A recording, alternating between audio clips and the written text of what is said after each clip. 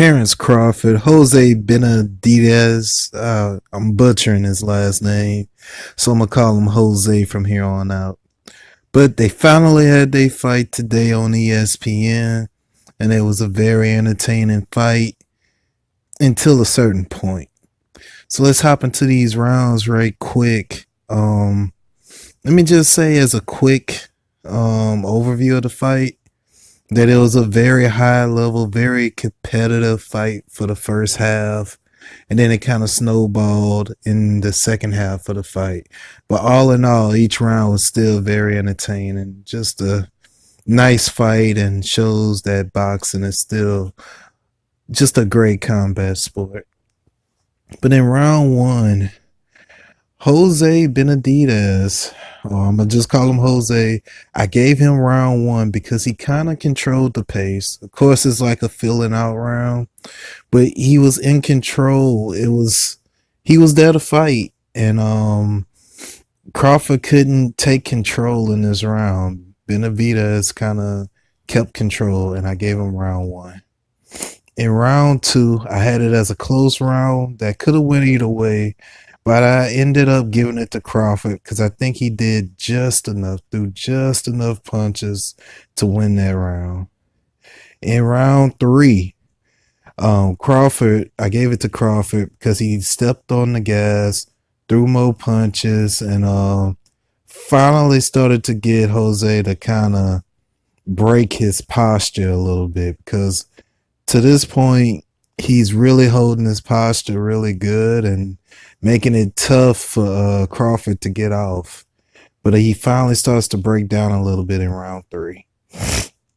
Now, in round four, Crawford is throwing like really sniper-like shots, like showing extreme levels of skill. But during this round, Jose nailed him with a couple shots and kind of knocked Crawford off balance a couple times, which is why I ended up giving Jose the round. But regardless, Crawford is finding his rhythm and starting to land shots more on the regular. Now, round five, this was what I think was Jose's best round. He kind of clearly got Crawford in this round. Without a doubt, Jose's best round, round five. Followed by a dominant round by Crawford in round six. So the fight is going back and forth, and through 6 rounds, I have it tied up. But from round 7 through 12, Crawford essentially takes over. Crawford wins all of these rounds pretty convincingly. It looked like some of the body work that Crawford did in earlier rounds combined with the angles Crawford started to show and the different angles of him just nailing him with these sniping punches and the injury that Jose had to his leg from getting shot. All of these things added up to the second half of the fight being very much dominated by Terrence Crawford. And it culminated in round 12, where Crawford was able to go ahead and get Jose out of there. Now, while Jose didn't throw a lot of punches in rounds 7 through 11, to his credit, he did try to fight in round 12. But, Crawford was Crawford had it on his mind and nailed him with a nasty uppercut that just rolled the pole, man. And he got up, and then Crawford hopped on him while he was on the ropes, and it was close to the end of the round, but the ref kind of jumped in and stopped the fight. Jose maybe would have made it, but regardless, he was taking beatings from like round 7 on. And then, I think it was a good stoppage all in all. Some thoughts on the fight was, one, it looks like that animosity between these guys leading up to the fight was real.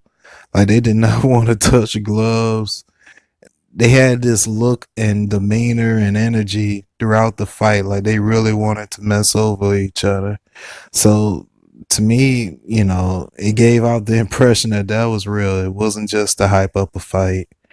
Um, ESPN tried to push it hard that Terrence Crawford was the number one pound for pound fighter. And I guess that's what the narrative kind of is now. It's like, is he? Is he the number one guy? And there's a lot of fighters on the PBC side who might have something to say about it.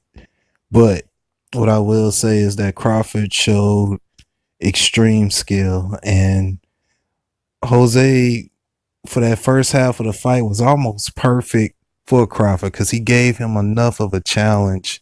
Like Crawford didn't just do what he did in the second half in the first half. If you'd have saw the first half, you'd have saw that Crawford was having trouble finding his range and getting through Benavidez' guard and getting off the shots that he really wanted to.